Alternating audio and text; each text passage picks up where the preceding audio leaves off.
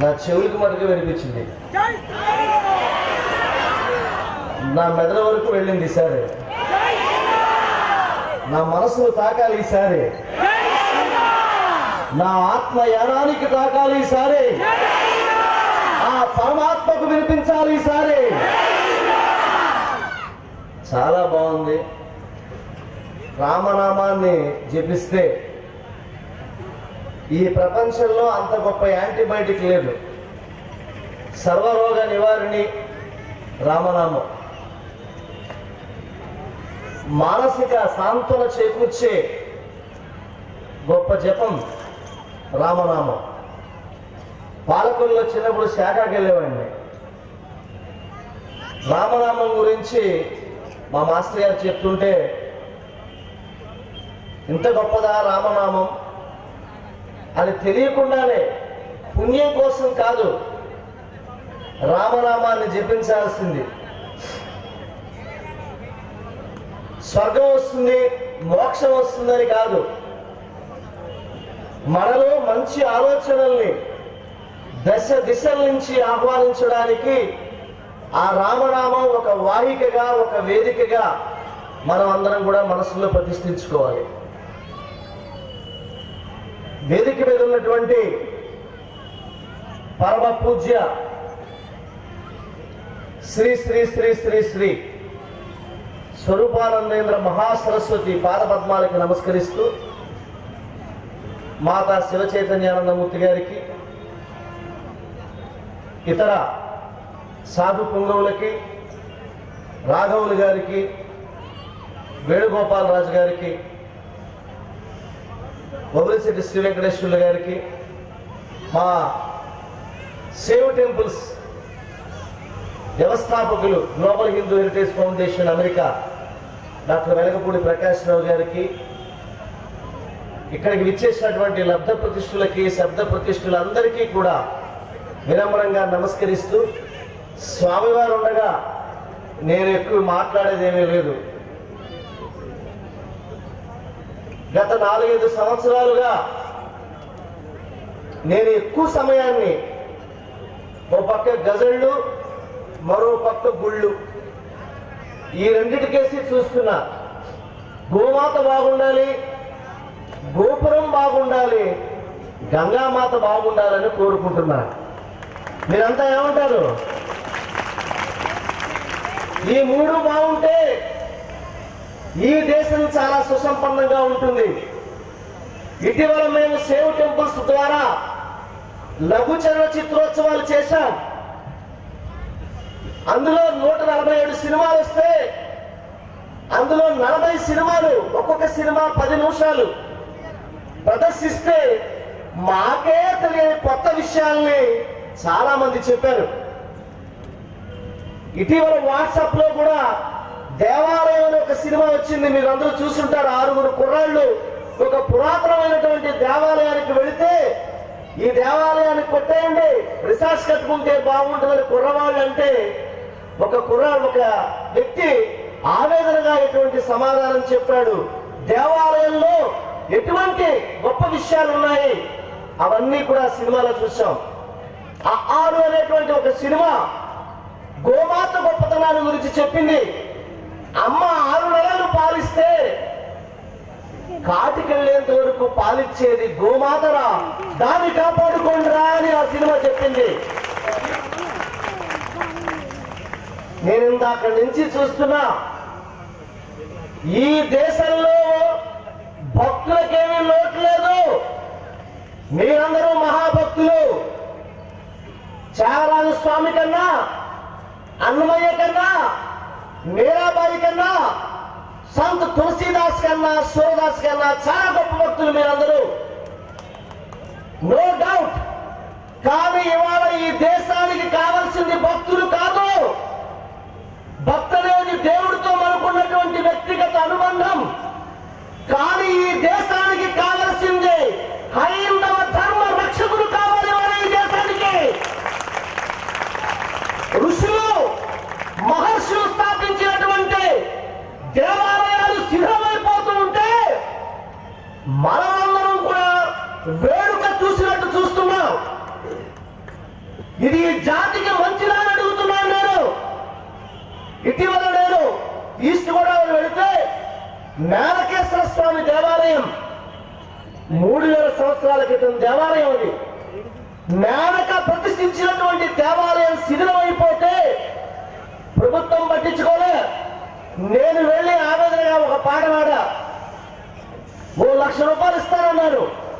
అక్కడ ఉన్నటువంటి కుర్రాళ్ళందరూ లేచి, నువ్వేందయ్యా ₹1,00,000 ఇచ్చేది, మా ఊర్లో దేవాలయాన్ని మేమే బాగు చేసుకుంటామని ఆ కుర్రవాళ్ళందరూ ఆ దేవాలయాన్ని బాగు చేసుకున్నారు. నేను మిమ్మల్ని అందరినీ ఒకటి అడుగుతున్నా, పొద్దున లేచి సాయంత్రం దాకా పుణ్యం పుణ్యం పుణ్యం పుణ్యం. ఎక్కడికి వెళ్తే పుణ్యం వస్తుంది, గుడికి తీసుకెళ్తే పుణ్యం వస్తుంది. ఇది కాదు. మీ పిల్లలకి చెప్పండి, దేవాలయం అంటే మనలో ఒక ఆధ్యాత్మిక చింతన స్ఫూర్తి కలిగించేదే కాదు, మన ఆరోగ్యాన్ని, మన ఆత్మని ఉద్దీపనం చేసేది. సెల్ ఛార్జర్ ఉంది సెల్కి, కానీ సోల్ ఛార్జర్ ఈస్ టెంపుల్ అని చెప్పాను నేను. మన ఆత్మలను ఛార్జ్ చేసుకోవాలంటే ఒకే ఒక్క ప్లేస్, అది దేవాలయం. దేవాలయంలో ఏముందో, గోమాతలో ఏముందో చెప్పడానికి నాకు ఇచ్చిన 2 నిమిషాలు సరిపోదు. కానీ నాకున్న ఆవేదనని మీ ముందు ఒక పాట రూపంలో ఉంచుతాను. మీరందరూ గట్టిగా చప్పట్లు కొడితే పాడతాను. పాడవద్దా? పాడవద్దా?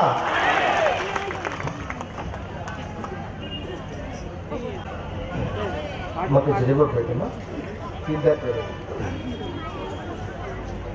ఈ పాట చాలా సంవత్సరాల తర్వాత, చాలా సంవత్సరాల తర్వాత ఒక వ్యక్తి తన పల్లెటూరు వెళ్తాడు. ఖరీదైన సెల్ ఫోన్లు, ఖరీదైన కార్లు చూశాడు. కానీ చిన్ననాడు తాను పెరిగినటువంటి దేవాలయం మటుకు శిథిలమైపోయి ఉంది, కూలిపోయి ఉంది. అది చూసి ఆ వ్యక్తి ఎలా ఆవేదన చెందాడు అన్నది పాట. పాడినా? దేవాలయానికి వెళ్తారా? ప్రదక్షిణాలు చేస్తారమ్మా? ఎప్పుడన్నా దేవాలయంలో సరదాగా గోడలా కుడిచారా చీర కొంగుతోటి? అయ్యా, మనం పెద్దలు చాలా మంది ఉన్నారు. గుడికి వెళ్ళి ప్రదక్షిణాలు చేస్తే ముక్తి రాదు, పుణ్యం రాదు. గుడికి వెళ్ళి గుడిలో సేవ చేస్తే పుణ్యం వస్తుంది. దేవుడు దాన్ని ఇష్టపడతాడు. దేవుడు మీరు వెళ్ళి చేసేటువంటి పూజకి 2nd గ్రేడే తప్ప 1st గ్రేడ్ ఇవ్వడు. దేవాలయం శిథిలమైపోతుంది. ఆ దేవాలయాన్ని కాపాడుకునే ప్రయత్నాలు చేద్దాం మనం అందరం. ఈ పాట వినండి. చాలా ఏళ్ళ తర్వాత ఆ వ్యక్తి తన ఊరు వెళితే శిథిలమైపోయిన దేవాలయాన్ని చూసి ఇలా పాడుకున్నాడు. గుడి ఏది, గుడి ఏది, ఆ గుడి ఏది, గుడి ఏది, ఆ గుడి ఏది, ఆ గుడి ఏది, నేల మీద దైవమైన గుడి ఏది, నింగి తాకి నిలుచున్న గుడి ఏది, గుడి ఏది, గుడి ఏది, ఆ గుడి ఏది, గోపురాన్ని గూడు అన్న పావురాల సందడేది, గంగి గోవు పిలుస్తున్న గంగడోలు గంట ఏది, అమ్మ నోట భజన విన్న నాటి గుడి ఏది, అమ్మ నోట భజన విన్న నాటి గుడి ఏది, కళ్ళు నావి చెమ్మగిల్లి మసక బారుతున్నవేమి, గుడి ఏది, గుడి ఏది, ఆ గుడి ఈ చరణాలు వినండి. అన్నదాన శిబిరంలో ఆగిపోని వడ్డనేది. రూపాయి కిలో బియ్యం కోసం ఏడుస్తున్నాం మనం అందరం ఇవాళ. కానీ దేవాలయంలో ఆ పూజారి గారు పిలిచి ప్రసాదం పెట్టేవాడు. ఉదయం సాయంత్రం కూడా ఆ ఊర్లో ప్రజలు ప్రసాదం తిని కడుపు నింపుకునేవారు. అది ఏమైపోయింది ఈరోజు? అన్నదాన శిబిరంలో ఆగిపోని వడ్డనేది. పరమాన్నం పులిహోరల ప్రసాదాల పలుకులేవి. ఆకలినే మరి పిలిచిన కాలపు గుడియేది. ఇప్పుడు చూస్తే పూజారికి మెతుకులేని బతుకు ఏమి. గుడి గుడి ఆ గుడి ఎలా ఉండేది గుడి?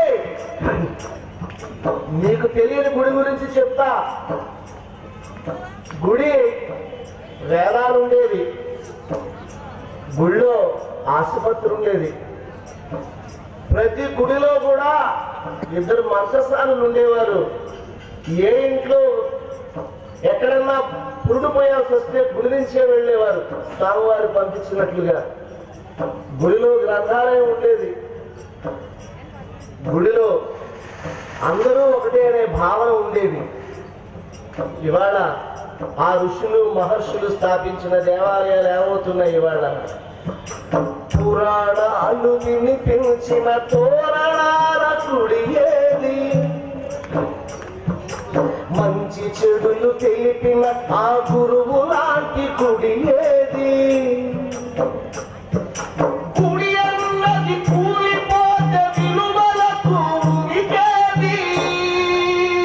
గుడి అన్నది లేకపోతే మన జాతి గరిమ ఇంకేది? మన జాతి గరిమ ఇంకేది? గుడి ఏది? గుడి ఏది? ఆ గుడి ఏది? నేల మీద దైవమైన గుడి ఏది? నింగి తాకి నిలుచున్న ఆ గుడి ఏది? గుడి ఏది? గుడి ఏది? గుడి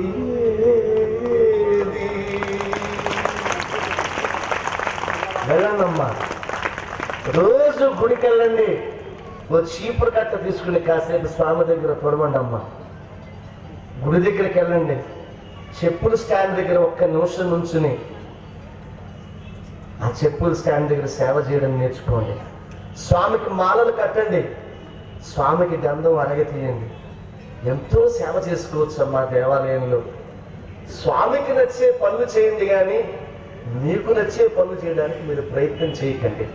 నేను చాలా ఏళ్ళు పాడాను, 6000 కచేరీలు చేస్తుంటాను, 3 గిన్నిస్ రికార్డులు చేశా, ఎవడెవడో మెచ్చుకోవాలని చేశాను. కానీ ఇప్పుడు నా రాముడు మెచ్చుకోవాలనే పాడుతున్నాను నేను. ఆ దేవుడికి నచ్చడం కోసమే పాడుతున్నాను నేను. ప్రతి పని నా రాముడు మెచ్చుకోవాలని చేయండి. మనదొక ఆదర్శమైనటువంటి జీవితం అవుతుంది. మర్యాద పురుషోత్తమ రామ్ అన్నాడు, తులసీదాస్ అన్నాడు, राम कथा में वीर जटायु का अपना अनुपम स्थान तुलसी ने बड़ भागी कहकर किया जटायु का यशगान అన్నాడు. రామాయణంలో అతి గొప్పవాడు ఎవడరా అంటే, గొప్పవాడెవడు పుణ్యాత్ముడు ఎవడరా అంటే జటాయు పేరు చెప్పాడు తులసీదాస్. ఎందుకన్నాడంటే, రాముడు తన తండ్రి దశరథుడు చనిపోతే అంత్యక్రియలు చేయలేదు, కానీ ఆయన అంత్యక్రియలు చేసింది మటుకు జటాయుకి అంత్యక్రియలు చేశాడు. జటాయు నీ జన్మ ధన్యమైపోయిందిరా అన్నాడు తులసీదాసు. ఆయన ఎటువంటి సమదర్శనం కలిగినటువంటి మహానుభావుడు ఆయన రాముడు. అటువంటి రామనామాన్ని మనం స్మరిస్తూ ఈ దేశాన్ని ఇంకా గొప్ప సనాతన ధర్మ దేశంగా మనం ముందుకు తీసుకెళ్ళాలి. దయవుంచి మీకు ఒక్కటే చెప్తున్నా, చేతిలో భగవద్గీత పట్టుకోవడానికి భయపడకండి. భగవద్గీత ప్రతిసారి చెప్పండి, నేను హిందువుని హిందువుని హిందువుని అని చెప్పండి. నా పరంపర శ్రీరాముడి పరంపర అని చెప్పండి. మీరందరూ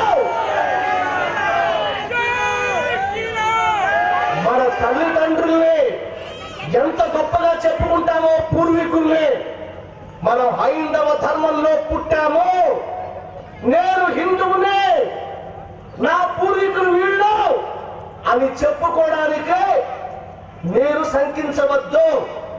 please, it's a proud moment. మనమందరం గర్వపడాలి హిందువుగా పుట్టినందుకు. పుణ్యం కోసం కాదు ధర్మం. ధర్మం ఇతరుల్ని కాపాడేందుకు, దేశాన్ని గొప్పగా తీసుకెళ్లేందుకు. వాళ్ళ మోడీ గారు స్వచ్ఛ భారత్ అన్నా, గంగా శుద్ధి అన్నా, దానిలో సనాతన ధర్మ సంకేతం ఎంత ఉందో మీరు అర్థం చేసుకోండి. నేను గంగ మీద పాడబాడా, కాశీని అభిషేకించడానికి గంగేది, గంగను శుద్ధి చేయడానికి మరో గంగేది అని పాడాను. గంగని శుద్ధి చేయడానికి ఇంకో మరో గంగేది. కానీ మనలో ఉన్న ఆత్మ గంగతోటి మనమందరం కూడా గంగా శుద్ధి వైపు వెళ్ళాలని కోరుకుంటూ ఇవాళ గో పూజ చేశారు. గోమాతని, గోమాత గొప్పతనాన్ని మీరు తెలుసుకోండి. గోమాతను కబేరాల నుంచి కాపాడే ప్రయత్నం చేయండి. గోమాతలో సర్వ దేవతలు ఉన్నారు. ఆ దేవతను కాపాడుకునేటువంటి ప్రయత్నం మీరందరూ చేస్తారని ఈ కార్యక్రమానికి నాకు ఎంతో ఆనందం. ఏంటంటే వగుచెట్ల వెంకటేశ్వర గారు నా దగ్గరకు వచ్చినప్పుడు, సార్ ఈ కార్యక్రమానికి స్వామి స్వరూపానందేంద్ర సరస్వతి గారు రావాలి, తప్పకుండా రావాలంటే నేను వారు ఎంతో బిజీగా ఉన్నా కూడా నేను స్వామివారిని, అయ్యా మీరు వస్తే